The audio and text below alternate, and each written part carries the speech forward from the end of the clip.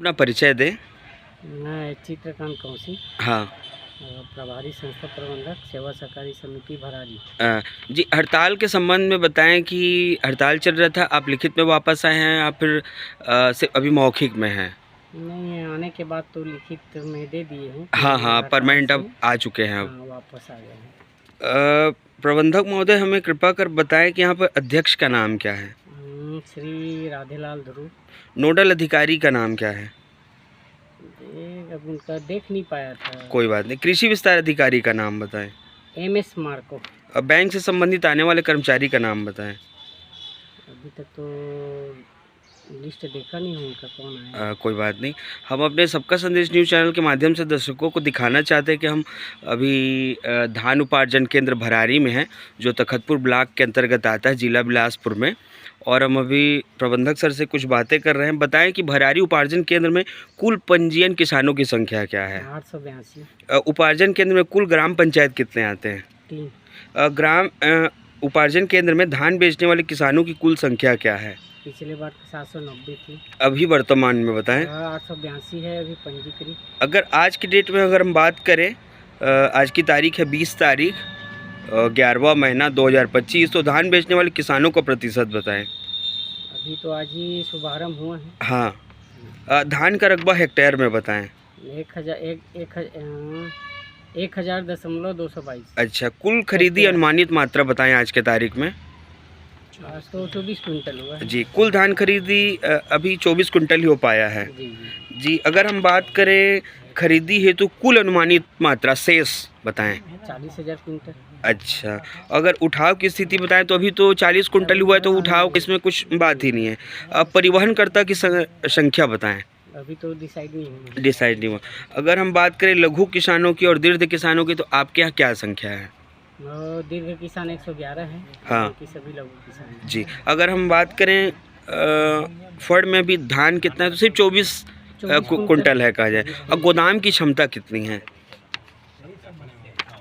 लगभग 40,000 बोरी का है। जो किसान आपके मंडी में धान बिक्री कर रहे हैं, तो उनका भुगतान के संबंध में हमें जानकारी बताएं कि समर्थन मूल्य में पहला किस्त आएगा या फिर कुछ बच जाएगा, या पूरा सरकार अभी तो किस्त दे रही है? केंद्र सरकार की जो समर्थन मूल्य घोषित है, हाँ हाँ, 2300 रुपये का, वो आएगा। हाँ। बाकी वो 2100 वाला पिछले बार तो बाद में दिए थे जी।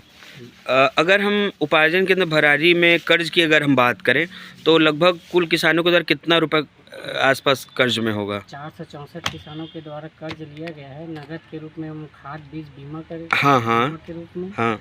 और उसमें 1,16,00,000 की कर्ज का वितरण हमारे द्वारा किया गया। जी, अगर हम बात करें उपार्जन केंद्र में व्यवस्था को लेकर, तो शुरुआत से लेकर आज दिनांक तक क्या क्या व्यवस्था किया गया और कितने रुपए तक का व्यय राशि हो चुका है, लगभग अनुमानित बताएं। व्यवस्था चल ही रहा है, प्रारंभिक तैयारी चल रही है। हाँ हाँ, थोड़ा पूरा भी हो गया है। हाँ हाँ, फंड की साफ सफाई हो गई है जी, फिनिशिंग भी हो गया है। हाँ, और लाइट लग गया है, कैमरा वैमरा भी लग चुका है जी।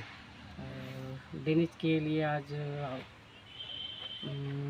ड्रेनेज के व्यवस्था के लिए आज ट्रैक्टर बुलाए थे। हाँ किसी कारणवश खराब हो जाने के कारण नहीं आ पाया। ड्रेनेज की भी व्यवस्था कर रहे हैं। जी। उपार्जन केंद्र भरारी धान मंडी का अगर हम लंबाई चौड़ाई क्षेत्रफल की बात करें तो कितना है? अब एकड़ में देखूँ ना तो 1 एकड़ 75 डिसमिल है। हाँ हाँ। और वास्तविक में कितना है? उतना ही है। हाँ, वास्तविक में 1 एकड़ 75 जी। डिसमिल। अगर फड़ में उपलब्ध बारदाना नए पुराने की बात करें तो क्या स्थिति है अभी? 15,000 नया बारदाना है। हाँ गठान। हाँ। और 12,350 बोरी पुराना बारदाना। अच्छा, मतलब बारदाने की समस्या नहीं है। आ गई है। अब तक जारी वितरण किए गए बारदाने की बताएं संबंधित जानकारी। मतलब कितना बारदाना वितरण किया जा चुका है अब तक? 60 बोरी। 60 बोरी। अगर हम टोकन की बात करें, किसानों के द्वारा कितना टोकन अब तक कटवाया जा चुका है? था एक टोकन। एक टोकन था, बाकी सोमवार के लिए है। हाँ, आपके यहाँ भरारी उपार्जन केंद्र में कुछ किसानों का नाम बताएं जो टोकन तो कटवा लिए हैं, लेकिन उनको धान बेचने में समस्या हो रही है, तो इसके संबंध में क्या कहना चाहेंगे? नहीं, कटवाए तो समस्या तो नहीं हो रही है। हड़ताल से पहले कटवाए थे, तो जिसकी ड्यूटी लगी थी वो लोग खरीदी नहीं कर पाए थे, तो उनका टोकन को सोमवार के लिए ट्रांसफ़र कर दिया गया है। हाँ। और उनकी भी परेशानी थी। हाँ। वो लोग बताया कि ये मोबाइल से जब वो लोग काटे ना तो हाँ। अपना वो देख रहे थे कितना कुंटल उसमें मेरा आता है, हाँ। लेकिन गलती से वो लोग उसको काट लिए। तो अच्छा। हमको बताने आए थे कि मेरा टोकन कट गया है, तो उसको मैं निरस्त कैसे करूँ? हाँ। तो हम बताए निरस्त करने की आवश्यकता नहीं है, अगर आपके पास धान हो जाएगा 1 हफ्ते में तो आपका टोकन को ट्रांसफ़र कर लेंगे। जी। अगर हम भरारी उपार्जन केंद्र में किसानों को सुविधा को लेकर हम बात करें, तो शुल्क को लेकर के बात करें, तो किसानों से यहाँ पर किन-किन चीज़ों के लिए शुल्क लिया जाएगा, जो निर्धारित की गए हैं नियमतः? किसानों से हमारे द्वारा समिति के कर्मचारियों द्वारा तो कोई शुल्क लिया ही नहीं जाता है। जी। और जो हेमाल रहते हैं, अगर किसान अपना धान का पलटी नहीं कर पाते, हाँ। अगर वो किसान हेमाल से अगर पलटी करवाते हैं तो उनको उनका मेहनताना वो लोग देते हैं। अच्छा। और जैसे मेहनताना जैसे देते हैं तो उसमें कितने रुपए का निर्धारित किया गया किसान है? और हेमालों के बीच का तय रहता है। अच्छा। और जैसे हम बात करें हेमाल को एकमुश्त जो पैसे मिलते हैं, उसमें अनुमानित रकम की बात करें तो कितना रहता होगा? अभी हम लोग पिछले बार तो 7 रुपये साढ़े 7 रुपये दिए थे। अच्छा, ₹7.5 बोरा के हिसाब से, जी, जी। क्विंटल के हिसाब से। क्विंटल के हिसाब से। अच्छा। और उनका जो अलग से जो रखवाली करते हैं और कुछ रहता है उनका अलग। जी।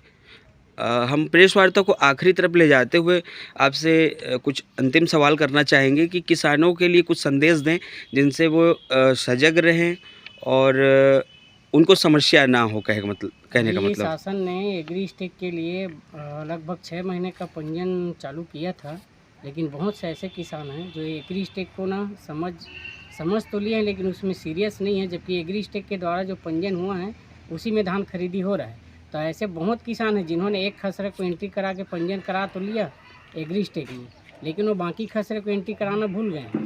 तो उनसे सभी से मेरा आग्रह है, 25 तारीख तक फिर से शासन ने तहसील मॉड्यूल के द्वारा ओपन किया गया है और हाँ। चॉइस सेंटर को भी खोला गया है, ऑप्शन दिया गया है उसमें। तो 25 तारीख तक जितना भी खसरा छूटा है उनका, हाँ। उसको जाकर एंट्री करवा लें, क्योंकि एग्री स्टेक के माध्यम से ही धान खरीदी हो रही है, एग्री स्टेक पंजीयन के माध्यम से। जी। किसानों को इसका विशेष ध्यान रखना जी, चाहिए। ये वरना धान नहीं बेच पाएंगे, वो जिस खसरा का एंट्री एग्री स्टेक में रहेगा हाँ, हाँ। उसी में उनका टोकन कट रहा है बस। जी। अगर फंड में हम किसानों की सुविधा के लिए बात करें तो किन-किन सुविधाओं का व्यवस्था किया गया है यहाँ पर? पानी का है उनके लिए, हाँ। छाए के लिए रहता है जी। और बैठने की व्यवस्था उनकी रहती है। जी। और अगर किसी के कुछ हादसा हो जाता है, छोटा मोटा गला कट फिट जाता है या कुछ होता है, तो उसके लिए डॉक्टरी इलाज के लिए एक हमारे पास बॉक्स है, हाँ। जिसमें मलहम है, दवा है। हाँ। हड़ताल को लेकर हम बात करें तो प्रदेश स्तर में चल रहा है, जो बड़ी एक चुनौती है, और हमारे आसपास के बिलासपुर हैं और कई ज़िले हैं जहाँ के वापस आ गए हैं। तो शासन प्रशासन से आपको क्या आश्वासन मिला है, जिसके तहत आपने हड़ताल बंद करके अपना सुचारू रूप से मंडी चलाने के लिए आप वापस आ गए उपार्जन केंद्र? क्या आश्वासन मिला है आपसे आपको शासन प्रशासन से? हमारी जो मांग थी, प्रमुख मांग। हाँ, उन मांगों को बताएं पहले। जी, हमारा पहला नंबर का 4 सूत्री मांगों को लेकर हमने हड़ताल किया था। जी।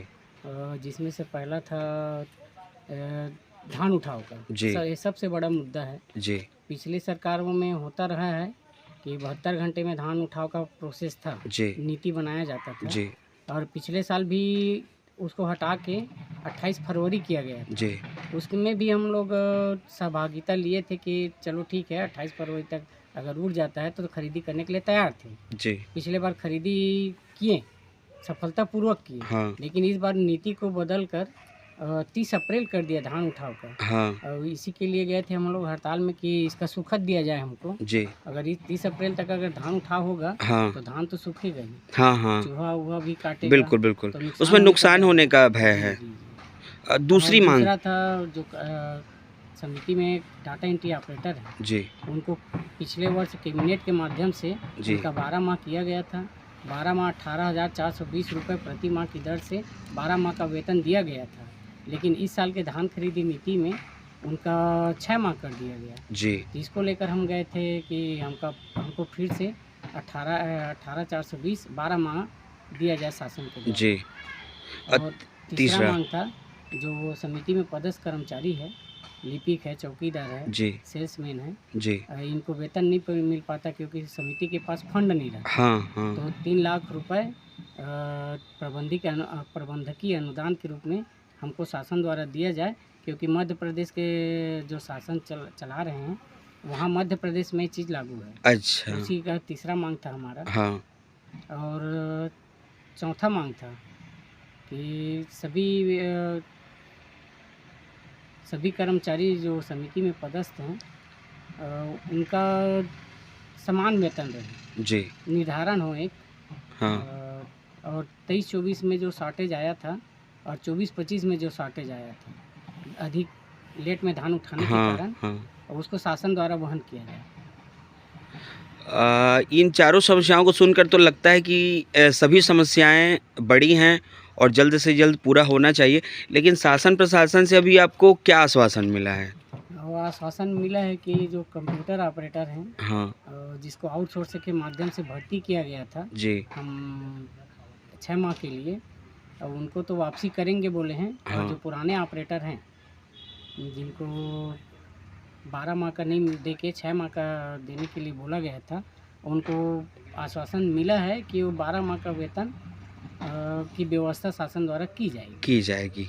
एक मांग के लिए भी निर्धारित हुआ है। और एक और है धान उठाव के लिए। अच्छा। तो शॉर्टेज देने के लिए तो कोई एग्री हुए नहीं है। हाँ। लेकिन उनके द्वारा कहा गया है कि जो पिछले साल की जो नीति थी, प्रयास रहेगा कि उसी नीति के अनुसार धान का उठाव। जी। पुनः अपना एक परिचय दें। मैं चित्रकांत कौशिक, प्रभारी संस्था प्रबंधक, हाँ। सेवा सहकारी समिति भरादी, जनपद पंचायत तखतपुर, जिला बिलासपुर, छत्तीसगढ़। पंचायत तखतपुर, जिला बिलासपुर, छत्तीसगढ़।